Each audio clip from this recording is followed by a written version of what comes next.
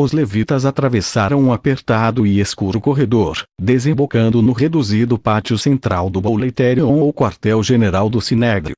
Dali, e sem perda de tempo, penetramos numa sala quadrada, muito espaçosa e de teto alto, situada, a julgar pelo caminho que tínhamos percorrido, na ala mais ocidental do edifício.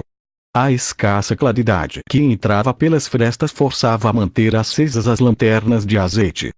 Tal como receava, mal pisamos a quadra onde deveria acontecer o julgamento contra o Galileu. Um dos servos do sumo sacerdote atravessou-se no meu caminho, exigindo que me identificasse. Foram segundos de grande tensão. Na minha condição de simples mercador grego, não tinha razão alguma para assistir à assembleia. Perante aqueles hebreus, a minha presença não se justificava. Quando já pensava estar tudo perdido, o legionário, que ainda se encontrava a meu lado, resolveu a dificuldade com uma resposta oportuníssima. Alto! Este homem vem comigo. Como eu, representa o procurador romano. Aquela mentira, consequência do denário de prata que entregara ao delegado do oficial subalterno Arsênios, foi determinante, e sem mais explicações, dirigimos-nos para o centro da Câmara. Tanto Jósefo, na sua obra Guerras dos Judeus, v. 4,2 6,3, como Amiz, Mid. v. 5, Sam. X2 e Tamid II, S. entre outros documentos, asseguram de forma muito precisa que o Sinédrio se mudou, 40 anos antes da destruição do templo, da Sala das Pedras talhadas para uma espécie de bazar, praticamente encostado ao santuário pelo lado ocidental. Assim o dá a entender também Fatos, 23 e 10n. Do M. Um pouco mais de metade da sala, de uns 10 metros de lado, era ocupada por um banco corrido de madeira, de forma semicircular ou de meia-lua. Este assento comum, sem braços e dotado de altos espaldares, primorosamente trabalhados, fora colocado sobre um tablado de cerca de 40 centímetros de altura, de modo que os seus ocupantes pudessem dominar o recinto. Em frente destes assentos, fechando o semicírculo, observei 3 filas de bancos, igualmente de madeira, mas sobre o lajedo do pavimento, portanto, a um nível muito mais baixo. Quando entramos, o banco em forma de meia-lua estava ocupado por um total de 23 sacerdotes. Mais 6 ou 7 tinham se acomodado na primeira das 3 filas de bancos a que fiz referência. As outras 2 filas continuavam vazias. Posteriormente, ao comparar estas informações com as do computador central do berço, cheguei à conclusão que aquela meia dúzia de saduceus e fariseus que se sentava fora do semicírculo procederá assim porque aquele lugar era o do chamado Sinédrio Menor, formado única e exclusivamente por 23 membros. Caifás conseguira reunir uns 30 adeptos e, consequentemente, nem todos puderam participar no tribunal oficial. Sentados à beira do tablado, um em cada ponta do semicírculo, encontravam-se 2 escribas judiciais. Vestiam as suas tradicionais túnicas de linho branco, trazendo nas faixas umas caixinhas de madeira de onde começaram a tirar os utensílios de escrita, penas de junco, 2 pequenos frascos que faziam as vezes de tinteiros e vários rolos de couro. Para dizer a verdade, aqueles 2 escribas foram a única coisa legal e correta do simulacro de julgamento. Um, segundo Amiz, encarregava-se de ir recolhendo as alegações a favor da absolvição do detido ou detidos, e o segundo escrevia as propostas de condenação. Jesus, sempre na companhia do legionário que controlava a corda que lhe amarrava os pulsos, foi obrigado a colocar-se mesmo junto do tablado, de frente para os juízes e de costas para as 3 filas de bancos.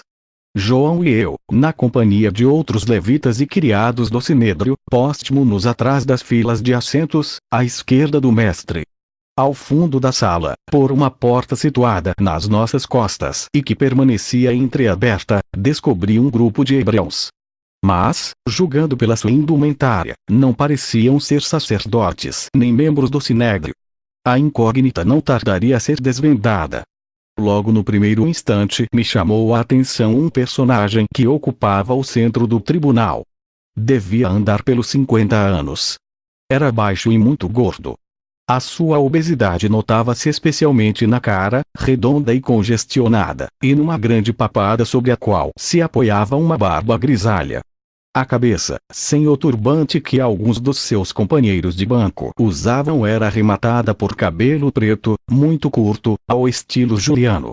Um Papai Noel deu os seguintes dados sobre a composição oficial do Sinédrio naqueles tempos. Uma instituição superior, ou Sinédrio Maior, formado por 72 membros, e um Sinédrio Menor, constituído por 23 membros.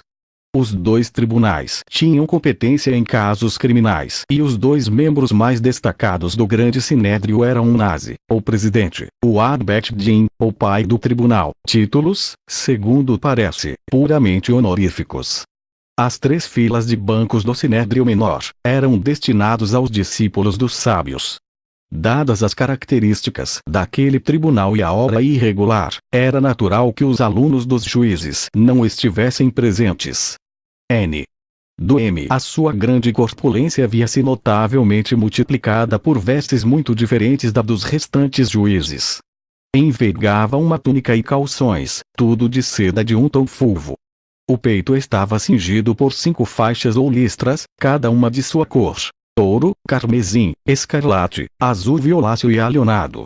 Aquele indivíduo era José ben Caifás, sumo sacerdote, desde o ano 18, por designação do procurador romano Valério Grato, antecessor de Pilatos. À direita e à esquerda do genro de Anás, estavam sentados mais 22 membros do sinédrio, quase todos envoltos em amplos mantos multicores. Em voz baixa, João foi-me indicando os mais venenosos intriguistas: Cermes, Duta e Levi, Gamaliel, Jairo, Neftali e um tal Alexandre, na sua maioria saduceus. Nos rostos daqueles indivíduos, quase todos com idades que andavam à volta dos 60 anos, havia perplexidade.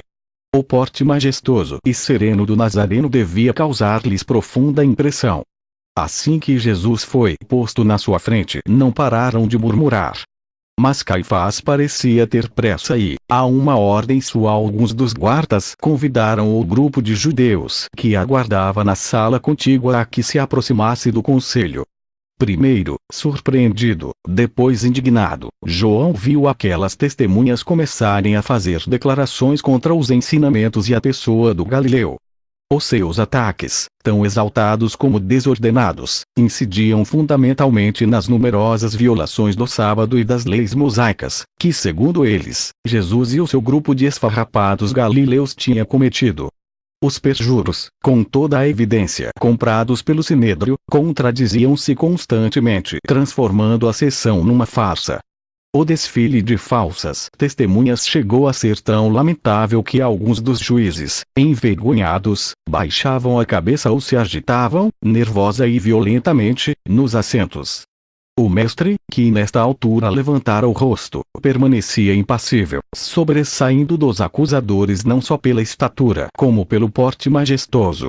Aquele semblante sereno, sem a menor sombra de orgulho ou de vaidade, exasperou mais ainda Caifás e os seus cúmplices, que não compreendiam como um homem podia manter tal serenidade quando tudo se encaminhava para uma sentença de morte.